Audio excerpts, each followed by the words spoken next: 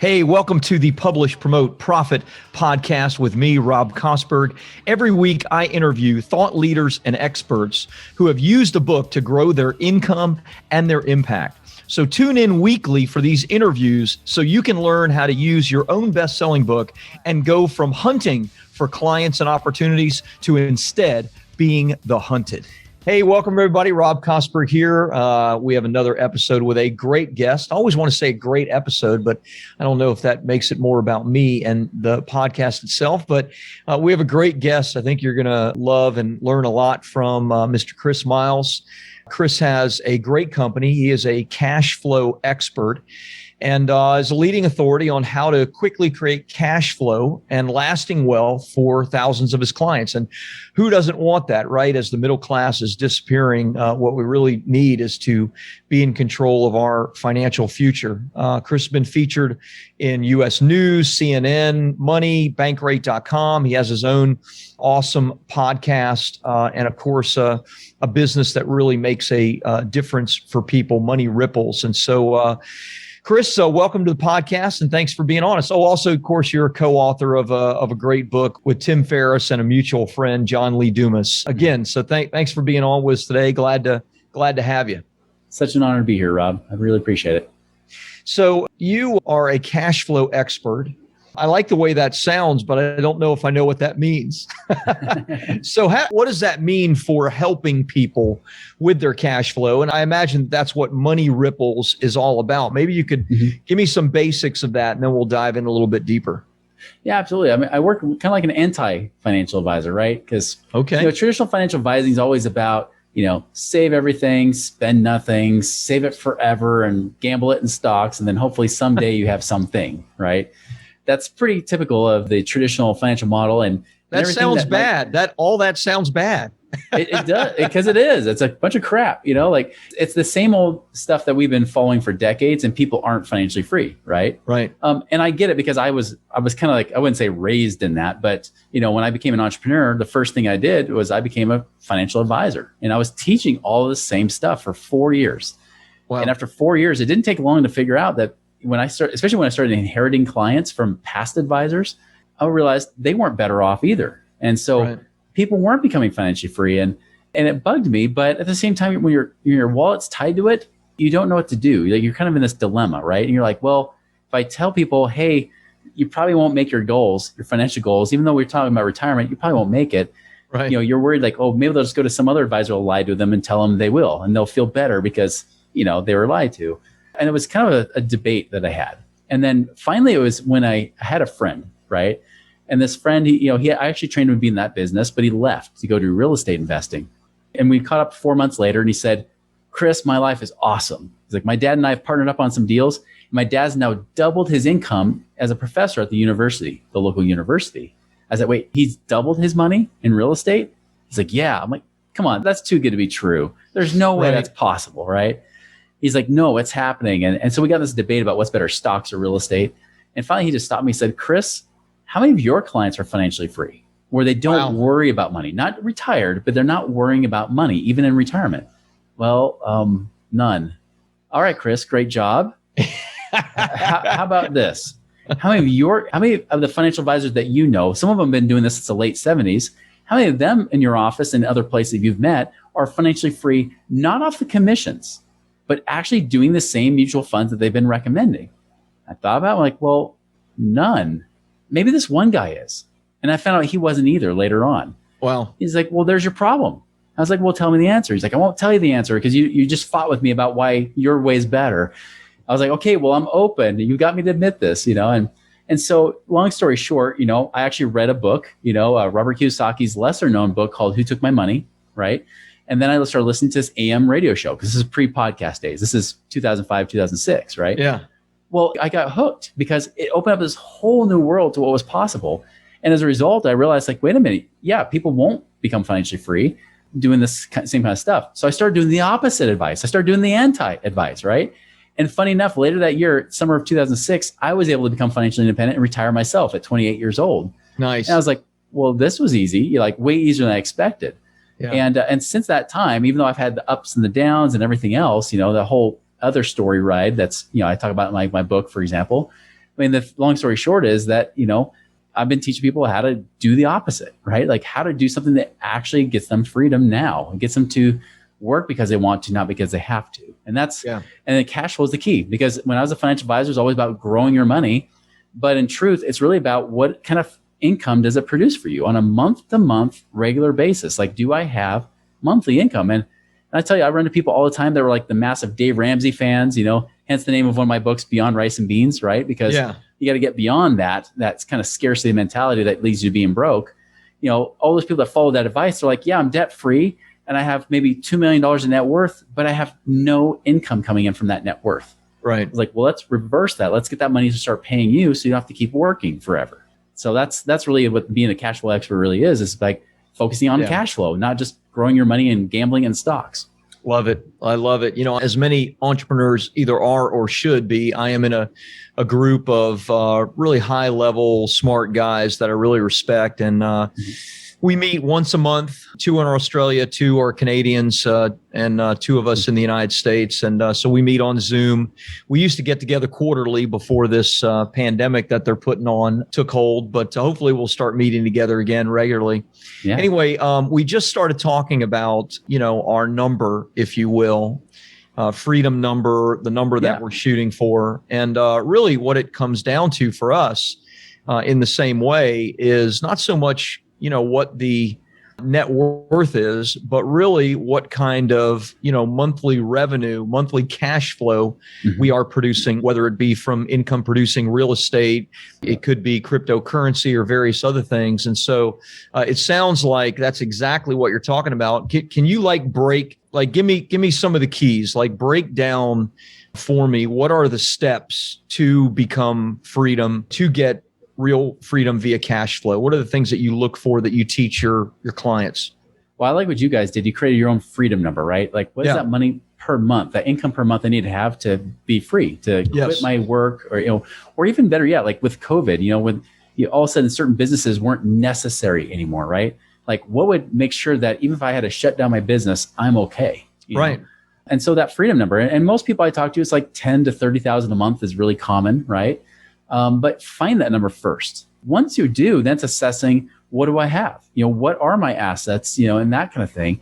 A lot of times I'll look at people's net worth, but not just net worth, right? Like I'm looking to see what kind of assets do they have? Is it tied up in stock market and mutual funds and stuff like that? Because, like I learned as a financial advisor, it's funny because there's this whole FIRE mentality going on with the younger generation right now, the millennials, which is financially independent, retire early. The problem with that is that their calculations are horrible, right? Because 20 years ago, when I was a financial advisor, I learned that the whole 4% rule, which is if you have $1 million, you can live on 4% or $40,000 a year. I learned that rule was way too aggressive. That doesn't apply anymore. And that was 20 years ago. It's even worse today because people are living longer, inflation's higher, all this is issue. Yep. You shouldn't be living on more than 2 or 3% a year in a traditional mutual fund scenario. So think of it. If you have $1 million saved up in mutual funds and 401ks and IRAs or whatever it might be, you're not supposed to be pulling out more than 20 or 30,000 a year. Terrible. That's below poverty line, right? Yeah. But then the thing that I woke up to in 2006 when I started to meet real estate investors was, well, wait, what if you had money that you're lending out, or maybe you have money that's being invested, or maybe you're buying a turnkey investment property or whatever it might be, where you're not the manager, you're not the landlord, and that's paying maybe just 10% cash on cash return. Well, now that $1 million pays you $100,000 a year. And if it's in the right places, you're not even paying taxes on it, right? Right. Completely different situation than making $20,000 or $30,000 a year and paying taxes on that money for being a millionaire, right? A broke millionaire below the poverty line. So that opened up my eyes. And so looking at that, it's really about, all right, where are these places we can do that? And looking for good, stable places. Because Rob, I mean, you and I know we've been around for a while. You don't want to just be investing with anybody, right? Sure. Like there's so many charlatans out there, especially lately as things have boomed. Like anybody can make money in an up market. The question is, what happens when stress comes on? Will that person honor what they agreed to? Will they be in integrity? And I remember from the last recession, there was a lot of people that talked a great game, but when it came to paying out, they couldn't do it, or they went bankrupt themselves, So I've learned since then that to me, boring is sexy, right? The sexier it is, the better. So coming back to your question, first step is 1, know that freedom number, right? What is that number you're trying to hit? 2, assess what you have, like what assets you have. Do you have equity in your home? Great. How much? Do you have assets trapped in mutual funds or trapped in savings, just sitting around doing nothing? Where's their money trapped? Where is it, as I call it, where's it locked in prison right now? Because that money could be unlocked and actually producing income for you. Do you have debts? If you have debts, great. Like, I actually am not anti-debt. I'm actually okay with certain types of debt. I have debt on my real estate and I love it, Yeah. But you want to make sure that, there might be some debts that we do want to pay off versus ones that we don't, or do we want to refinance? I have so many people lately with equity, home equity going through the roof. We're refinancing properties right now. We're getting home equity lines of credit and using that to produce cash flow that's way above and beyond what the monthly payment is. In fact, just yesterday, I showed a guy where he had about, 200,000 of equity he could access. And I showed him, I said, listen, that 200,000 only makes a 10% return. And some of them can make more. But I was like, even if it's just 10%, that's 20,000 a year. The cool thing is that $200,000, the monthly payment is only about 600 a month, right? So we'll say 7,500 a year. So he makes 20,000.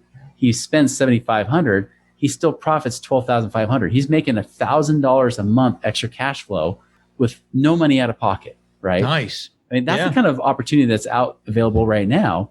Yeah. But again, you got to make sure, one, that you actually know what you're doing and you're doing it with the right people.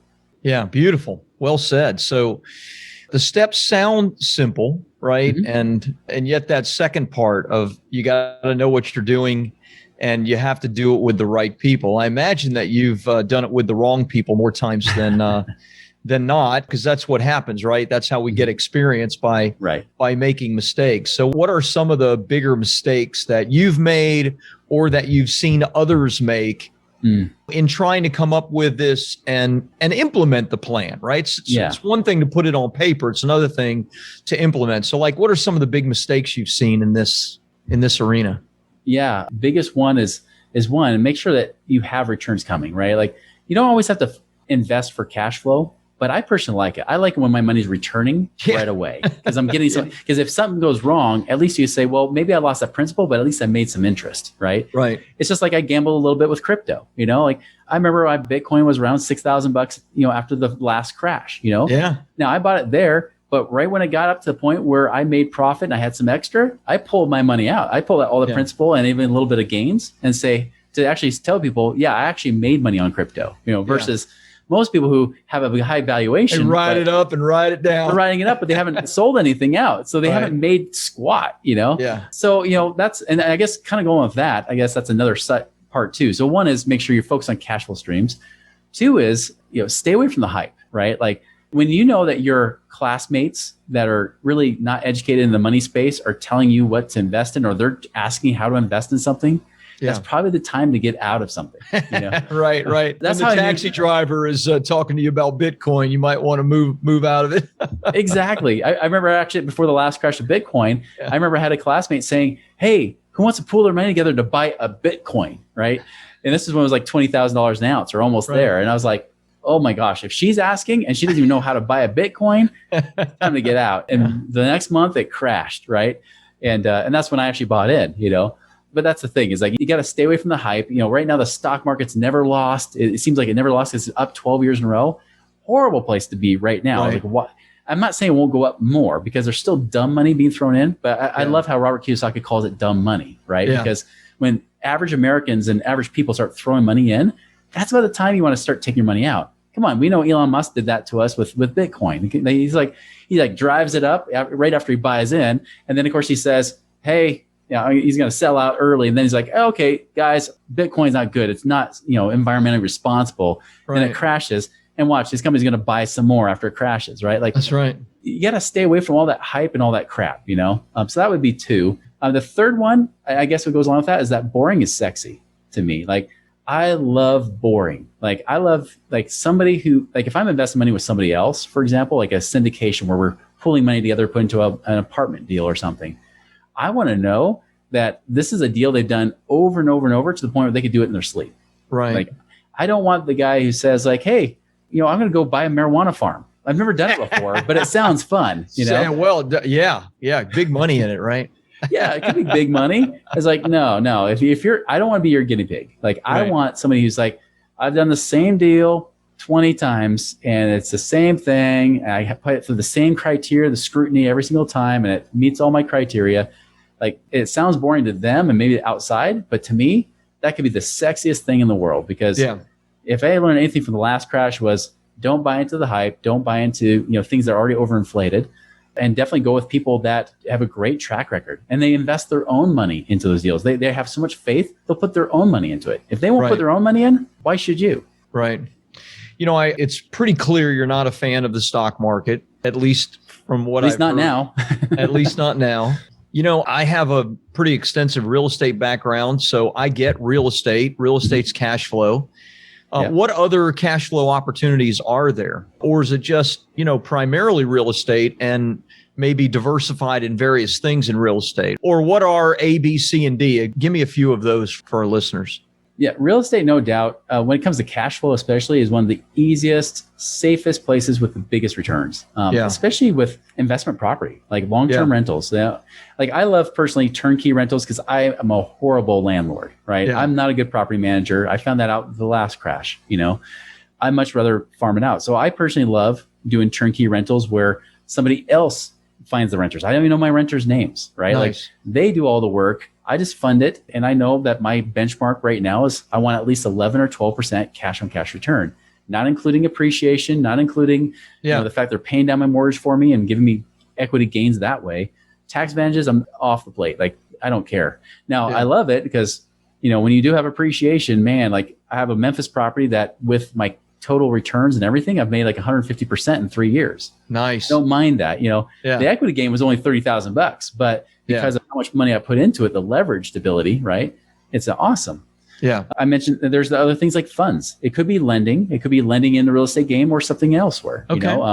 Like hard money lending, that sort of thing. Hard money lending. It could be funds like where maybe they're just saying, like I know a guy that does tax liens, and he's like, hey, I want to keep all the profits, but I'll pay a just steady 10%. So he'll pay 10% a year, no matter how much profits he makes. But he contractually says 10% is what I'm going to pay you. Nice. It's nice. Like it's great. Now I would love to have his gains, and there's opportunities that way too. Like I'm investing in land this month, right? Where that one, like we're partnering up with somebody who's doing all the land transactions, the seller financing and flipping. And that one's got some amazing gain potential, right? Outside of real estate, if you're a business owner, look to your business, because that's actually how I retired the first time much more quickly than I was just trying to invest money. Because if you look for ways to create what I call it's like the passive version for business, I call residual streams of income, right?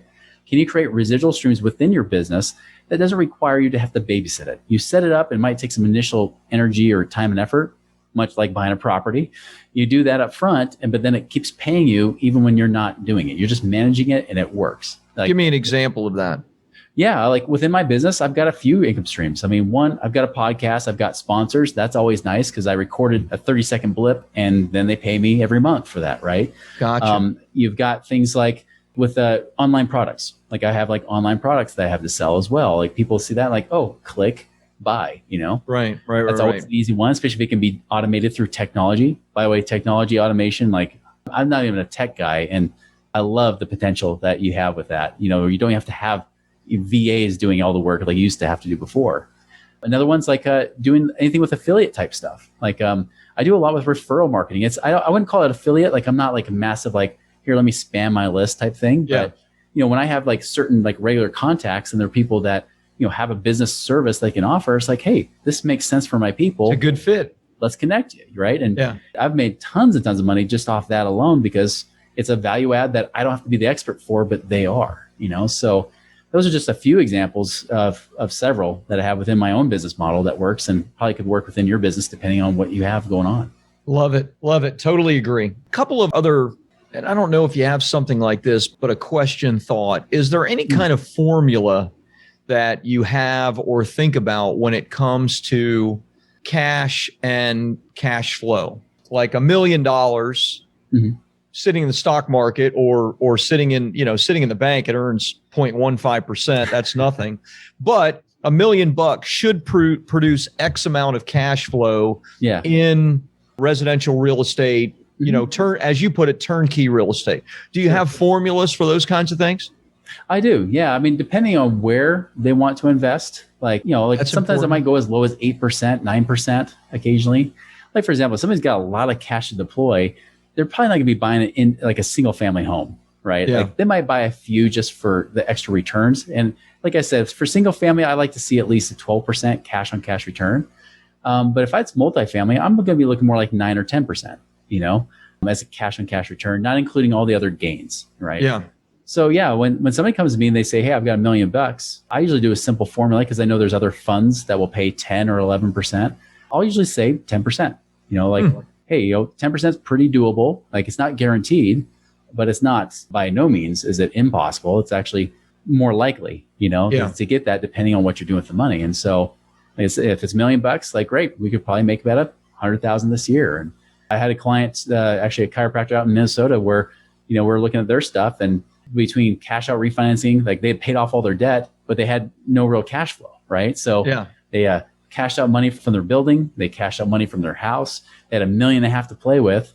And now they're like, okay, cool. Well, 10%, that should be $150,000. I'm like, yep, but you got your monthly payments. But in total, even there was only roughly about, $5,000 or so a month. I'm like, you're still profiting maybe $80,000 a year for free, not including the other savings they had sitting on the sidelines. So yeah, usually that's a pretty easy number to look at. The trickier part, of course, is matching them up to find out what's the right investment for them, right? Or who's the right people, the right connections in that arena. That's good, but it's a good thought experiment for people to take. If they do have cash sitting around, or if they do have money even sitting in their home, and they're considering pulling some of that out, these are numbers that they can think about, like, okay, would it be worth it? And, look, I know Dave Ramsey and that kind of school of thought. And certainly as I get older, I'm interested in paying off all of my mortgages and all of those kinds of things. At the moment, I'm actually quite happy to give the bank 3% on my mortgage while knowing I can make 10% elsewhere and keep the spread.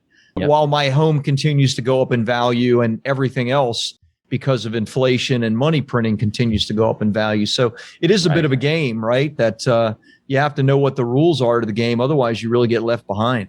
Absolutely. You really do. And that's a good point because people often don't consider these as possibilities because we've been so ingrained that the stock market is the answer, mutual funds, right? Yeah. But we already know it's a gamble. In fact, I know from being a financial advisor before that whenever somebody wanted to buy a mutual fund through me, one of the things they had to sign off on was they could not borrow money to put in the market. So they actually initial saying, no, I'm not borrowing money to put in the stock market, because that happened in the Great Depression, right? The Great Depression, actually, that was the biggest problem. And that's why they started saying, no more borrow money to put in the stock market.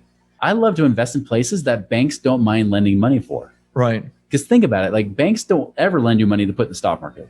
Even if you say, well, I have a margin account, like I used to teach people how to trade stocks and options too, right? So I know how to trade, but margin account still is completely 100% collateralized. They can call you out because they know what your balance is. They don't ever want to go below what you owe. You will never be in debt, right?